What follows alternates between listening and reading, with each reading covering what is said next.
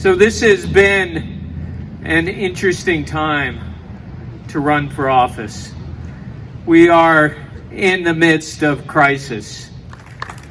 The crisis is COVID, it's economic, it's healthcare, it's climate change, it's racial injustice. We've been talking about this the whole campaign.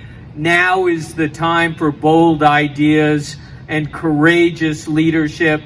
That's why we call this the Courage to Lead rally. But let's be clear what courage we're talking about. We're not talking about me.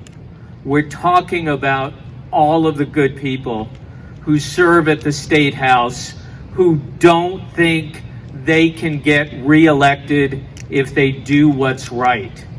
Your votes tomorrow will show them that they can have courage. They can challenge what's wrong. They can make things better in New Hampshire, and it's you who bring the courage to them.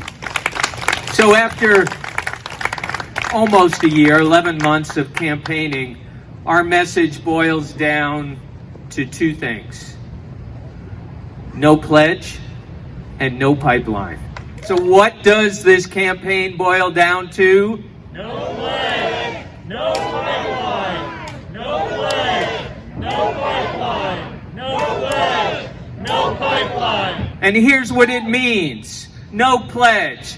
No pledge means that a fourth grader named Aurora from Berlin who wants to become a doctor shouldn't have to go to a high school without a chemistry teacher.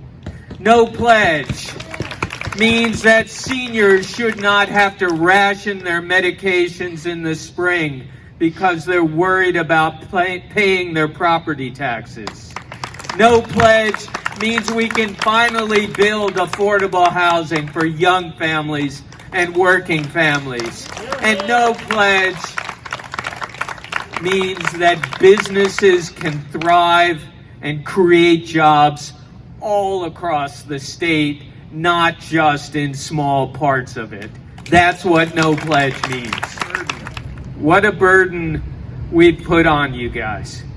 Amy and I are parents and grandparents. We should have done a lot better. We need to stop the fossil fuel infrastructure projects. In order to do that, we need to reject fossil fuel money. In order to do that, we need to create a Green New Deal with new economy jobs for New Hampshire. New Hampshire is last in New England in solar and wind, and we need to change that. Getting through tomorrow is step one. Chris Sununu, his asset is his last name. You need to know what that last name means. 30 years ago, the senior Sununu set back the cause of combating climate change more than anyone else in federal government. He almost single-handedly kept the EPA from signing the UN Climate Accord 30 years ago. And the Sununus have not stopped. The brothers, Michael and James, formed NEA, an agency, a secret group designed to undermine net metering across the country.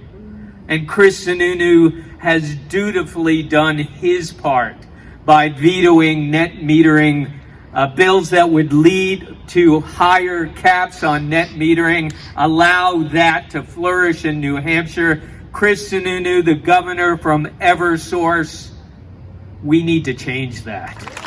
There is not a time when Chris Sununu had a chance to feather his own bed or to look out for the hardworking people in our state. There is not a time when he made the right choice.